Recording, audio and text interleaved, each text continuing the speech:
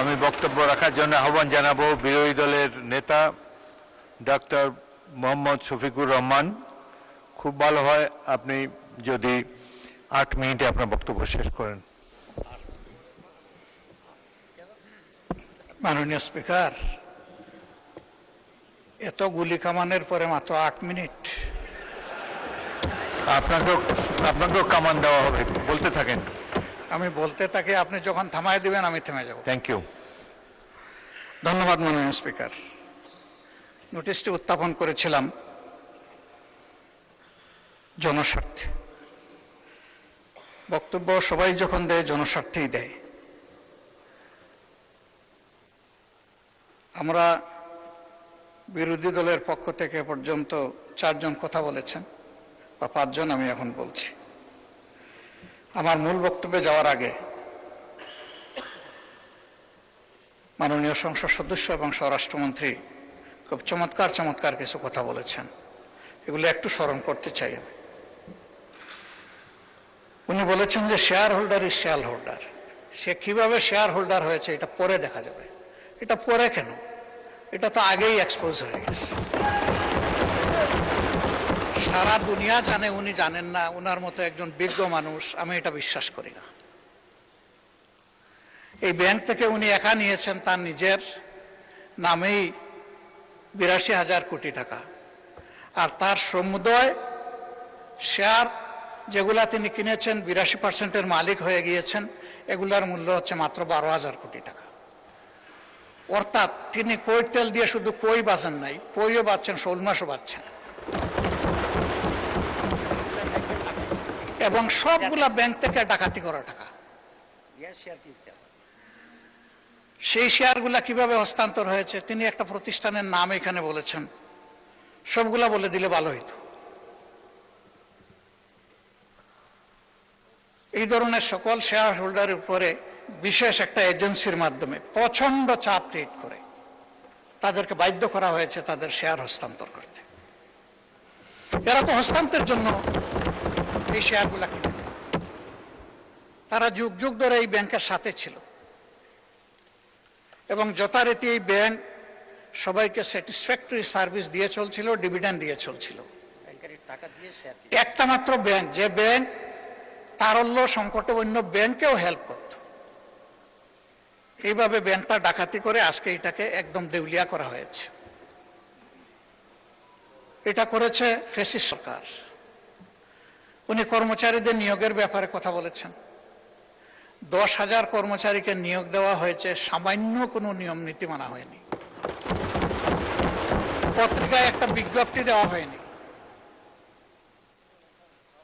এই ব্যাংকের সমস্ত অতীত ট্রেডিশন ব্যাক করে কোনো পরীক্ষা ছাড়াই তাদেরকে নিয়োগ দেওয়া হয়েছে।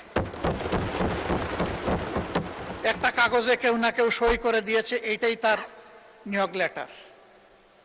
মাননীয় বিরোধী দলের নেতা, আপনি ভালোই বলছেন, কিছুটা অস্পষ্টতা আমার কাছে মনে হয় যে তিনি বলতে কাকে আপনি মিন করছেন, আর যেই আমলে এভাবে নিয়োগে বৈষম্য করা হয়েছে, অবৈধভাবে নিয়োগ দেওয়া হয়েছে, সেটা কি ফ্যাসিস্ট আমলে নাকি ইন্টারিম সরকারের আমলে? এটা ক্লিয়ার করে বললে সবাই উপকৃত হবে। জি জি, এটা ফ্যাসিস্ট আমলে, কিন্তু সালাউদ্দিন সাহেব একটা অংশ এনেছেন আর একটা অংশ আনেন নাই। সরকার পরিবর্তন হওয়ার পরে 5 আগস্টের পরে আমরা যতটুকু জানতে পেরেছি যে তাদের সকলকে আবার পরীক্ষায় আসার জন্য ইনভাইট করা হয়েছিল, যে আসেন, বিনা পরীক্ষায় আপনারা চাকরি নিয়েছেন, মিনিমাম নিয়মটা মানে এখন আপনারা চাকরিতে ফিরে আসেন। তারা কেউ আসেনি। কেন তারা আসলো না? এরপরে এই ব্যাংকটা 1983 সালের নভেম্বরে 3টা শাখা দিয়ে বাংলাদেশে তার কার্যক্রম শুরু করে। ঢাকার লোকাল ব্রাঞ্চ মতিঝিলে, আগ্রাবাদ, চিটাগাং, সিলেট, তালতলা। পর্যায়ক্রমে তাদের সততা, দক্ষতা, আমানতদারি এবং গ্রাহকদের প্রতি তাদের সেবার মান, এগুলার কারণে অনন্য উচ্চতায় এই ব্যাংকটা চলে যায়। তিনি যে সমস্ত অভিযোগ আনলেন, যে কোনো একটা দলের দিকে ইঙ্গিত করে, একেবারে নাম বলে দিলেই পারতেন জামাত ইসলামী। তিনি বলছেন যে মাঝে মাঝে নেকাব খুলা ভালো, এটা খুলে দিতেন, এখানে নেকাব রাখলেন কেন উনি? যে এখান থেকে 700 টাকার একটা কি জানি 700 কোটি টাকার লোন কে নিয়েছে, এটা কোনো একটা দলের নির্বাচনী ফান্ডে ফান্ডিং করা হয়েছে। আমি এটা পরিষ্কার জানতে চাই উনি জামাতকে এটার দ্বারা মিন করেছেন কিনা। যদি উনি মিন করে থাকেন, I am taking absolute challenge.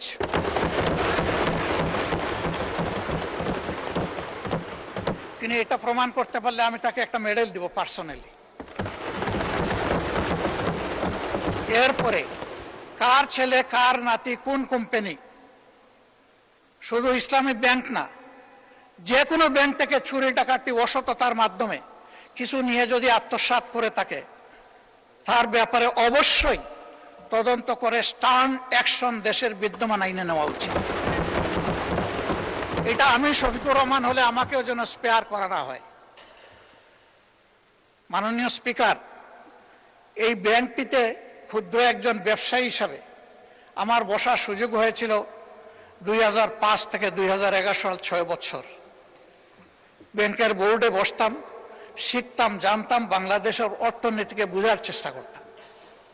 সেই সময়টা এই ব্যাংক এককভাবে বৈদেশিক রিমিটেন্সের 32% পর্যন্ত আর্ন করত।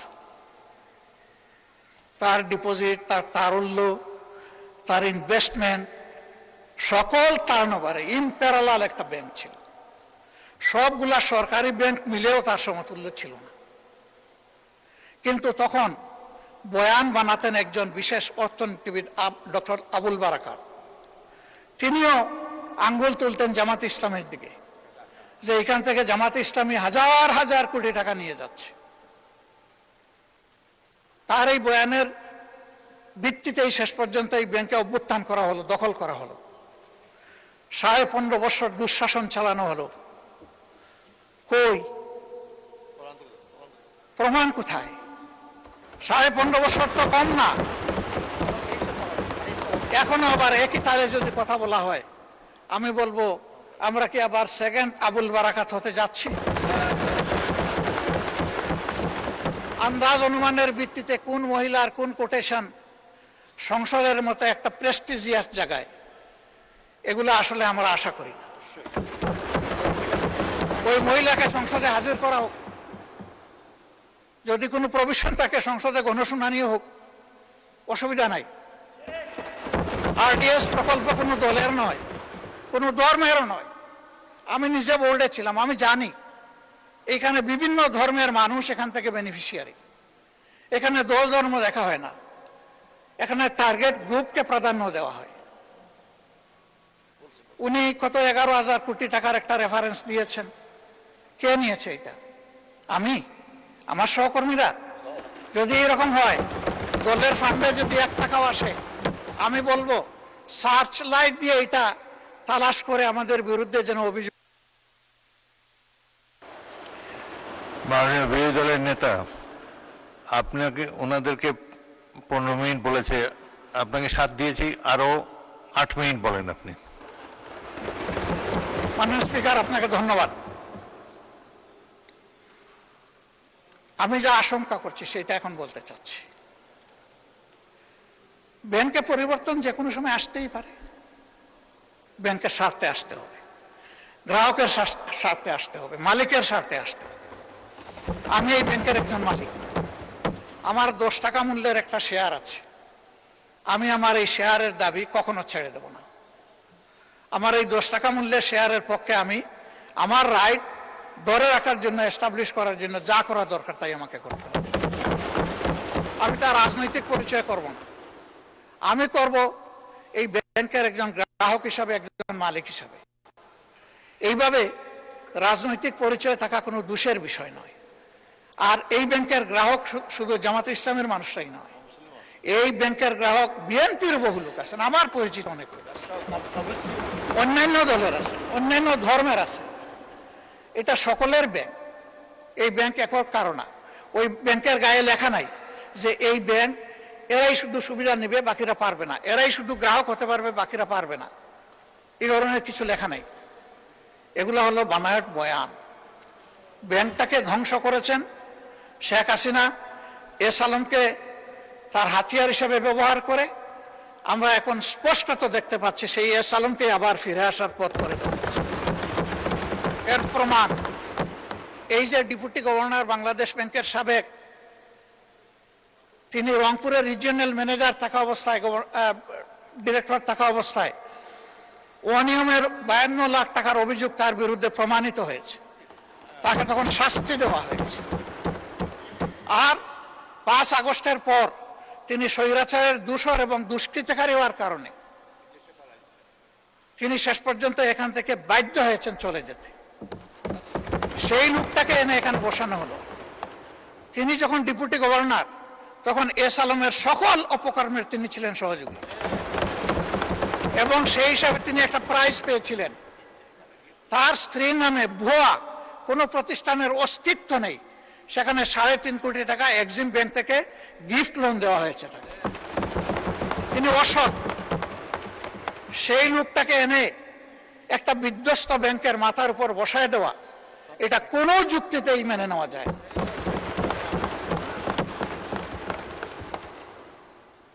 সরকার অবশ্যই সবকিছু চালাবেন, ক্রেডিট হলেও সরকারের, ডিসক্রেডিট হলেও সরকারের, কিন্তু জনগণের পারসেপশনটা কি এই ব্যাংক নিয়ে, এটা অবশ্যই সরকারকে বিবেচনায় নিতে হবে আমি মনে করি। সরকার বিবেচনায় নিলে দেশ লাভবান হবে, জাতি লাভবান হবে। ইসলামী ব্যাংক কোনো কারণে যদি আরো ক্ষতিগ্রস্ত হয়, আমি ব্যক্তিগতভাবে মনে করি বাংলাদেশের অর্থনীতি মাটির সাথে বসে যাবে। আস্থার এটি একটা পিরামিড। এই পিরামিড হেলে অথবা বিধ্বস্ত হয়ে গেলে ব্যাংকিং ব্যবস্থার উপরেই মানুষের অনাস্থা তৈরি হবে, এবং এই অনাস্থা বাংলাদেশের জন্য কোনো ভালো বার্তা বয়ে আনবে না। যারা রিমিটার, তাদের কষ্টে অর্জিত টাকা বাংলাদেশে পাঠায় পরিবারের জন্য, দেশবাসীর জন্য, তাদের মধ্যে এখন অস্থিরতা তৈরি হয়েছে। আমি হজের সফরে মাত্র 11 দিনের জন্য গিয়েছিলাম।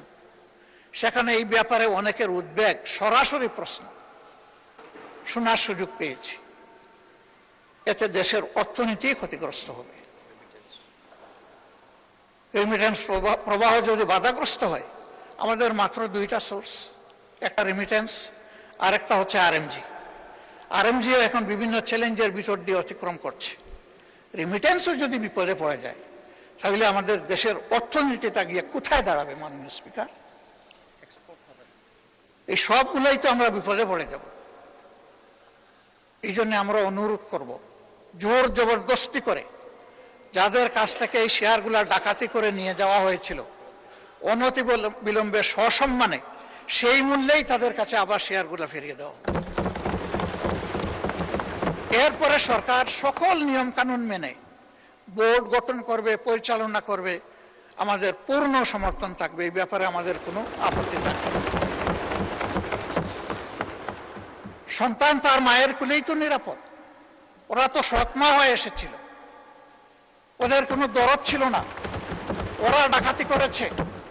এখন আবার যদি অসৎ লোকদেরকে দিয়ে এই ব্যাংক পরিচালনা করা হয়, যা আছে তাও শেষ হয়ে যাবে, উধাও হয়ে যাবে। আমাদের উদ্বেগটা এই জায়গায়। তখন যখন এই সমস্যা দেখা দিয়েছিল, মাত্র 4 দিনে ওখানে 70,000 কোটি টাকা ব্যাংক থেকে মানুষ উত্তোলন করে ফেলেছিল। আমরা একটু অনুরোধ জানিয়েছিলাম একজন গ্রাহক হিসাবে, ছোট্ট একজন মালিক হিসাবে, একটু ধৈর্য ধরুন, ব্যাংকটাকে বাঁচতে দিন। থেমে গিয়েছিল। এখন কি বলবো মানুষকে? এখন তো বলার কিছুই খুঁজে পাচ্ছি না। এই জন্য আপনার মাধ্যমে আমি মাননীয় প্রধানমন্ত্রীকে বিশেষভাবে অনুরোধ করব, বিষয়টা নিয়ে তিনি যেন সিরিয়াসলি ভাবেন। কোনো পূর্ব ধারণা থেকে নয়, বাস্তবতার ভিত্তিতে এই ব্যাংকটাকে বাঁচাতে হবে। আমরা বিশ্বাস করি এই ব্যাংক বাঁচলে, তার আগের জায়গায় ফিরে আসলে, ব্যাংকিং ব্যবস্থাপনার উপরে মানুষের আস্থা আবার ফিরে আসবে। অর্থনীতির 2 চাকার 1 চাকা ব্যাংক আর 1 চাকা স্টক মার্কেট। ব্যাংকে আস্থা ফিরে আসলে অবভিয়াসলি হাত ধরে স্টক মার্কেটও আস্থা ফিরে আসবে। আমরা আমাদের দেশটাকে সামনে এগিয়ে যাচ্ছে, এটাই দেখতে চাই। আর লেম এক্সকিউজ এবং ব্লেমের যে বিষয়গুলো এখানে চলে আসে, এটা থেকে আল্লাহর কাছে আশ্রয় চাই। অলরেডি 5টা ব্যাংকের গ্রাহকরা রাস্তায় রাস্তায় ভিক্ষুকের মতো ঘুরছে। তারা তাদের বিনিয়োগের কোনো রেজাল্ট পাচ্ছে না, তারা তাদের আমানত ফেরত পাচ্ছে না। আবার যদি সর্ববৃহৎ ব্যাংকের একই বিপর্যয় ঘটে, তাহলে আমরা গিয়ে কোথায় দাঁড়াবো? মাননীয় স্পিকার, আজান হয়ে গেছে, আমার কথা আমি এখানেই শেষ করলাম। আমি আপনার মাধ্যমে একটা প্রতিকার চাই, ব্যাংকটা বাঁচুক, আমরা এটাই চাই। আসসালামু আলাইকুম। ধন্যবাদ মাননীয় বিরোধী দলের নেতা।